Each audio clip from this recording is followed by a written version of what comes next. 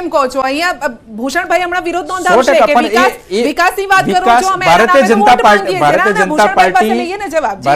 Party 100% વિકાસની વાતો કરે છે ને વિકાસ થયેલો છે એ વસ્તુ નકારી ન શકીએ, પણ આ મુદ્દાઓ જે છે કે આ વખતે ડાકોરની ચૂંટણીની અંદરના મુદ્દાઓ જે છે, ગટર પાણીના મુદ્દાઓ જે છે મેઇન રહ્યા છે, રોડ અને રસ્તાના મુદ્દા જે છે, હાઈવેના રસ્તાની વાત નથી કરતો, ગ્રામ્યના રસ્તાની વાતચીત કરું છું, જે લોકોની અંદર પરિણામોની અંદર જે કન્વર્ટ જોવા મળ્યું છે એના ડાકોરની અંદરના પરિણામો પછી આપણે આ એનાલિસિસ ઉપર આવી શકીએ કે આ મુદ્દાઓ જે છે એ મેઇન ફેક્ટર તરીકે રહી છે. અપક્ષ જીતી રહ્યા વોર્ડ નંબર 1 અને 2 ની વાત કરીએ ડાકોરમાં, તો ક્યાં કાચું કપાયું? બહુ સાચી વાત છે. ગઈ ચૂંટણીની અંદર કોણ જીત્યું હતું? ભારતીય જનતા પાર્ટીની અપક્ષો બનીને નગરપાલિકા 5 વર્ષ ચલાવી. કોંગ્રેસ તો એ વખતે નહોતી, એને પહેલાની ચૂંટણીમાં કોંગ્રેસ નહોતી. 5 વર્ષ ભારતીય જે અપક્ષોએ કામ કર્યું છે, ભલે એ ભાજપને ટેકો આપીને કામ કર્યું હોય, નગરપાલિકાનો પ્રમુખ ભાજપને બેસે હોય, નગરપાલિકા ભાજપે ચલાવી હોય, પણ એ અપક્ષે અપક્ષ ઉમેદવાર તરીકે જીત્યા પછી કામ કરેલી છબી એ ફરી પાછા મેદાનમાં જાય ત્યારે લોકો એને સ્વીકારે છે. આપે કીધું વિકાસની વાત, તો વિકાસની વાત કરીએ તો યાત્રાધામ વિકાસની અંદર એ અંબાજી હોય, પાવાગઢ હોય, બહુચરાજી હોય, મોઢેરા હોય, ડાકોર હોય, આ બધા યાત્રાધામોનો વિકાસ, સર્વાંગી વિકાસ કરવાનું કામ એ થઈ રહ્યું છે. તમે ડાકોર જાઓ છો, હું ડાકોર જઈશ, 10 વર્ષ પહેલાના ડાકોરમાં અને આજના ડાકોરમાં ફેર દેખાય. બ્રિજ થયા હોય, રસ્તા થયા હોય, ગટરની સુવિધા હોય, પાણીની સમસ્યા હોય, અનેકવિધ અસુવિધાઓ વચ્ચે સુવિધાના કામ થયા હોય ત્યારે ભારતીય જનતા પાર્ટીને કોઈ વિશ્વાસ કરીને ટેકો આપવા બી તૈયાર થાય. એ જ પરંપરા આ ચૂંટણીમાં પણ રહી છે. મેં કીધું કે રત્નાબેને વાત કરી કે વાત કરી અગાઉમાં સતીશ નિશાળિયાને, કોંગ્રેસ પાસે એક જ વોટ બેંક હતી, લઘુમતી વોટ બેંક. રત્નાબેન, ખૂબ દુઃખ સાથે કહેવું પડે, એ લઘુમતી વોટ બેંકને સાચવવામાં પણ તમે નિષ્ફળ ગયા. તમારા ભૂતપૂર્વ ધારાસભ્ય દરિયાપુરના છે કોડીનાર જઈને ખોટી વાત એમ કે આ દેશને આઝાદી અપાવી તો કોંગ્રેસે અપાવી, આવું પ્રવચન કરે છે.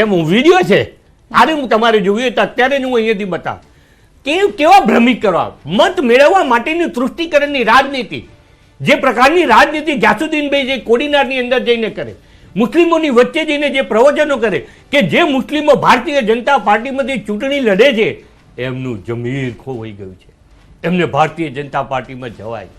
આ વોટ બેંકને સાચવવા, પોતાની વોટ બેંકને સાચવવા માટે, પોતાની ઇજ્જત સાચવવા માટે, સમાજને સાચવવા માટે, જાતિને સાચવવા માટે એ ભારતીય જનતા પાર્ટીએ રાધનપુર જેવામાં લઘુમતી, આજે લઘુમતી ભારતીય જનતા પાર્ટીના લઘુમતી સીટો ઉપર પણ ભારતીય તાલુકાઓ અને નગરપાલિકાની અંદર ટિકિટો આપી.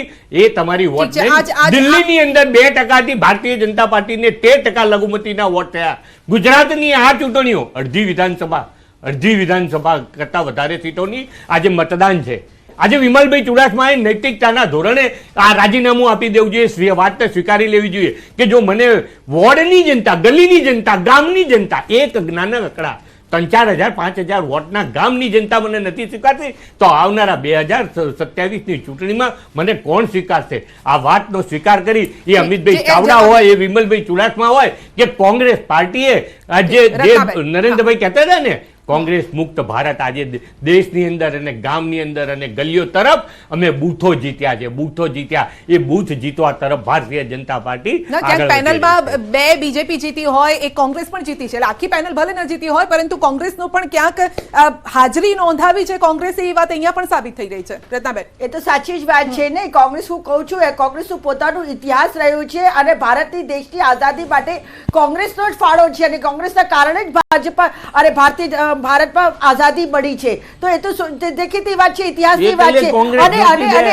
અને ગાંધીજી કોંગ્રેસની જે વિચારધારા છે, જે લોકો કોંગ્રેસની વિચારધારાને માને છે, બાબા સાહેબ આંબેડકર હતા, ભૂષણભાઈ તમે બોલતા હતા, તમે ઘણા બધા બોલ્યા, આક્ષેપ કર્યો, બધું કર્યું, હું તમારી વચ્ચે નથી બોલી, પરંતુ હવે જ્યારે પ્રશ્ન મારાથી પૂછાયું છે, તમે રત્નાબેન છો, પહેલા એ કહી દો. ઓકે ચલો કન્ટિન્યુ રત્નાબેન. તો મારું તો એ જ કહેવું છે કે જ્યાં કોંગ્રેસની વિચારધારા છે, આજે પણ કોંગ્રેસની વિચારધારા જીવતી છે અને લોકો કોંગ્રેસને ગમાડે છે, લોકો કોંગ્રેસને વોટ આપવા માંગે છે, પરંતુ હું ફરી કહીશ કે ડરાવીને ધમકાવીને આ સિદ્ધિ શિશાળિયાનું એક્ઝામ્પલ તો બધાની સામે છે, દેખીતી રીતે છે. એમણે શું કીધું હતું જાહેર સભામાં કે જો તમે અમને વોટ નહીં આપો, નહીં જીતાડો તો તમારા ઘરે બુલડોઝર ફેરવાઈ જશે. તો પછી બિચારા આપણી ભોળી ભાળી જનતા છે, એમના ઘર બચાવવા છે, બુલડોઝરથી ડરો તો શું વ્યવસાય કરવા બચાવવું છે, પડે? એટલા માટે એ લોકો ડરીને સાચું હોય તો પણ ડરો તો એમની શું ધમકીમાં કરવા આવીને યાર? પણ વોટ આપે છે. પણ રત્નાબેન, બાકી તમે એ વાતનો વિકાસની વાત ઠપકો કરતા એમને હોય BJP તરફથી તો પછી મળ્યો પૂર્વ હશે. અમદાવાદ અને પશ્ચિમ અમદાવાદ જઈ આવો. તમને એ ખબર વાતનો પડી જશે ને, તમે તો મધ્ય અમદાવાદમાં રહો છો. રત્નાબેન, એ વાતનો ઠપકો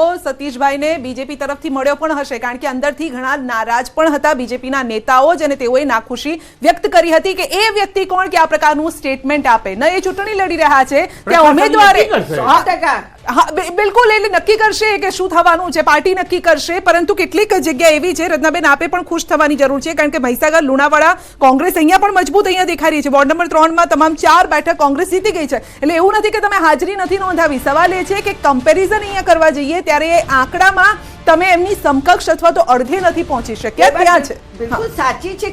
એનું કારણ કહું છું ને, 30 વર્ષથી ભારતીય જનતા પાર્ટી સ્થાનિક સ્વરાજમાં અને વિધાનસભામાં છે, એટલે કાર્યકર્તાઓ થોડા મતલબ શું કે નિષ્ક્રિય થઈ ગયા હોય કે હેરાન થઈ ગયા હોય, કાં તો પછી કાર્યકર્તાઓને આ લોકો હાઈજેક કરી લેતા હોય છે. જે પણ અમારા કાર્યકર્તા શું ઉમેદવારોને એ લોકો હાઈજેક કરી નહીં, લેતા હોય છે, અહીંયા મારે પૂછવું, વિશેષજ્ઞને પૂછવું પડશે, દોષનો ટોપલો કાર્યકર્તાઓ પર નાખવો જોઈએ કે એ નેતાઓ પર નાખવો જોઈએ કે એ નેતા ત્યાં ચાલી નથી શક્યા, એ નેતૃત્વ આગળ લઈને નથી ચાલી શક્યા?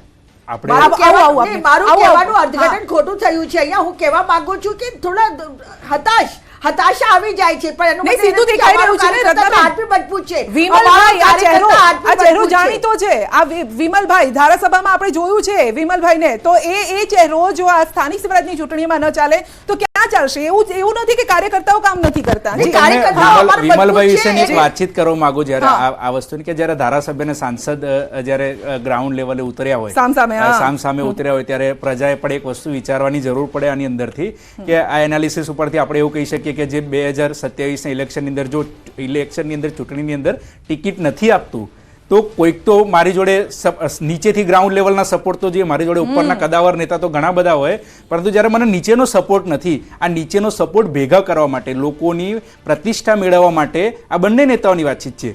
નીચેના ગ્રાઉન્ડ લેવલના 5000 લોકોનું ટોળું રહીને જ્યારે કહેવામાં આવે કે અમારા નેતાને ટિકિટ આપો, ત્યારે દબાણ પડે. આ એ લેવલની ઇલેક્શન માટે ઉતરેલા લોકો જે છે, કે જે આ મોટા કદાવર નેતાઓ જેને આપણે કહી શકીએ એ લેવલના નેતા જ્યારે આ ઇલેક્શનની અંદર ઉતર્યા છે, ત્યારે એનું ઓરિજિનલ કારણ જે કહી શકીએ આ કારણથી ઉતર્યા છે કે આની અંદર જ્યારે ઇલેક્શનની અંદર જ્યારે પ્રજાનો વિશ્વાસ જીતવામાં આવશે, ગ્રાઉન્ડ લેવલની પ્રજાનો વિશ્વાસ જીતવામાં આવશે, ત્યારે કદાચ ઇલેક્શનની અંદર ટિકિટ ન આપવામાં આવે તો ઇલેક્શનને ટિકિટ ન આપ્યા પછી કંઈક હોબાળો કરવા માટે માણસો આપણી જોડે સંગઠન જોઈશે, જે સંગઠનનો અભાવ જે કોંગ્રેસની અંદર આપણે કહી શકીએ છીએ. અને જે જગ જાહેર છે કે ગ્રાઉન્ડ લેવલ અને શીર્ષ નેતૃત્વ જે કહી શકીએ એ એમની પાસે મજબૂતાઈ લેવલનું નથી. જ્યારે ભારતીય જનતા પાર્ટી પાસે બૂથ લેવલના માણસો કહી શકીએ, વોર્ડ લેવલના માણસો કહી શકીએ, મેનેજમેન્ટ લેવલનું માણસ અને માઇક્રો પ્લાનિંગ જે કહી શકીએ કે એક અવાજ અને એક ઇશારેથી નીચેની જે આખી ટીમ તૈયાર કરવી, જે સ્ટેપ બાય સ્ટેપ સ્તરબદ્ધનું કાર્ય કરવું.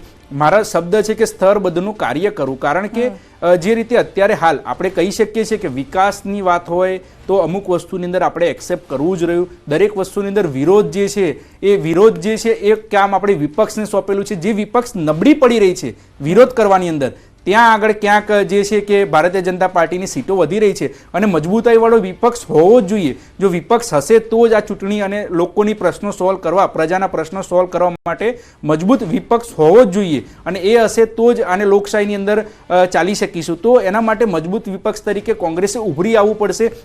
અને જે સંગઠનની વાત કહીએ કે સંગઠનની અંદર ગ્રાઉન્ડ લેવલ અને નીચેના લેવલોના એમની પાસે ક્લિયર કટ જે માણસો જે હોવા જોઈએ, કે જે કમિટેડ માણસો હોવા જોઈએ, કમિટેડ વોટર્સ હોવા જોઈએ, એ વસ્તુ અત્યારે જે છે કે ઇલેક્શન આવશે, ઇલેક્શન પછીના પરિણામો આવશે ત્યારે હાર જીત નક્કી છે. આ એક શબ્દ જે છે દરેકનો ફિક્સ હશે. ભારતીય જનતા પાર્ટી હશે, કોંગ્રેસ હશે કે હાર જીત નક્કી છે, પરંતુ હારની પાછળના કારણો કયા અને જીતની પાછળના એવા કયા ફેક્ટર હતા કે જે ત્યાંથી આપણા ગઢની અંદર ક્યાં ગાબડું વિશાલ, પાડી આ વખતે ગયું? એક ફેક્ટર એ પણ જોવા મળ્યું કે જે મતદાન થયું એની ટકાવારી પણ ઓછી થઈ. 100%. તો ઓછી ટકાવારીના પાછળના કયા કારણો છે? કારણ કે પછી ધારાસભ્યોએ જ્યારે પ્રચારમાં ઉતર્યા હતા કે ભાઈ ઘરની બહાર નીકળો, વોટ આપો, લોકો નીકળતા નતા, થાળી વેલણ લઈને નીકળવું પડ્યું કે ભાઈ હવે તો બહાર નીકળો, વોટ આપો, તમારે જેને આપવો હોય એને આપો, પરંતુ ઘરની બહાર નીકળો. એટલે ત્યાં સુધી જો જવું પડે લોકોએ, નેતાઓએ, તો આ શું બતાવે છે? આની અંદરની એક વસ્તુ વાતચીત કરે કે જે આટલું જે વોટિંગ જે થયું એની અંદર 57% વોટિંગ જે કહી છે કે 57% કમિટેડ વોટિંગ થયું છે કે જો હું ભારતીય જનતા પાર્ટીને વર્ષોથી વોટિંગ કરું છું, કોંગ્રેસની અંદર વર્ષોથી વોટિંગ કરું છું, તો હું એને વોટિંગ કરીશ. એ કમિટેડ વોટિંગ આની અંદર થયું છે. જે નોર્મલી 10 થી 12% વાતચીત કરવા જે એ લોકો જે બહાર આવ્યા છે અને જે પબ્લિક નથી આવી, એ ક્યાંક ને ક્યાંક જે કારણો દર્શાવવામાં આવી રહ્યા હતા કે કારણોની અંદર અમારે લગ્ન પ્રસંગ છે, કોઈક મેડિકલ કન્ડિશન, આવું બધું પણ આપણે મીડિયાના માધ્યમથી જોવા મળ્યું છે. એ હું તમને જણાવી રહ્યો છું. અને જે નથી આવેલા એ અસંતુષ્ટ લોકો અને ક્યાંક એમની માંગ અને સંતોષની જે છે એ પૂરી ન થનારા લોકો. અને બીજી વસ્તુની વાત છે કે આની અંદર જે ક્રોસ વોટિંગ પણ જે થયેલું છે, ક્રોસ વોટિંગ મીન્સ કે ભારતીય જનતા પાર્ટીની અંદરથી ક્યાંક નારાજ થયેલા ઉમેદવારો, આની અંદર કોંગ્રેસની જે સીટો જે જોવા મળી રહી છે ને એ ક્યાંક જો આમ આદમી પાર્ટી દિલ્હીની અંદર જો ઇલેક્શનની અંદર જીત થઈ હોત તો આ કોંગ્રેસની આ સીટો અત્યારે જોવા ના મળી હોત. ક્યાંક કોંગ્રેસની અંદર મોટા પ્રમાણની અંદર ગાબડું જોવામાં મળ્યું હોત. જો ભારતીય જનતા પાર્ટીની અંદર અમુક સીટોની અંદર જે અસંતુષ્ટ જોવા મળ્યો, તળાજા પાલિકામાં કોંગ્રેસની ખુશી ગમમાં ફેરવાઈ. કારણ કે પહેલા કોંગ્રેસ જીતી હતી તેવું બતાવાયું અને પછી રીકાઉન્ટિંગની માંગ કરવામાં આવી તો તેમાં બીજેપીની પેનલની જીત થઈ છે. આ શું બતાવે છે? અહીંયા જે ગમ હતો એ ખુશીમાં ફેરવાઈ ગયો. ભૂષણભાઈ, સાચા અર્થની અંદર છે. લોકશાહીની ગણતરીની અંદર સૌ કોઈનો અધિકાર છે. 5-15 આ નાની ચૂંટણીઓ છે. 5-25 3,000 4,000ની અંદરની ચૂંટણી. 5-25 વોટે હારજીત થતી હોય ત્યારે ક્યાંક પોસ્ટલ બેલેટ હોય, ક્યાંક ઈવીએમ ટોટલમાં કાઉન્ટિંગમાં ભૂલ થઈ હોય. ઉમેદવાર માટે આ સંતોષ માંગણી કરી હોય ઉમેદવારે અને આ પરિણામ બદલાયું હોય. વાત એટલી છે કે જે કેટલો આત્મવિશ્વાસ હશે એ પેનલને, હારેલી પેનલને, કે આવું બને નહીં, આ પરિણામ ના હોય.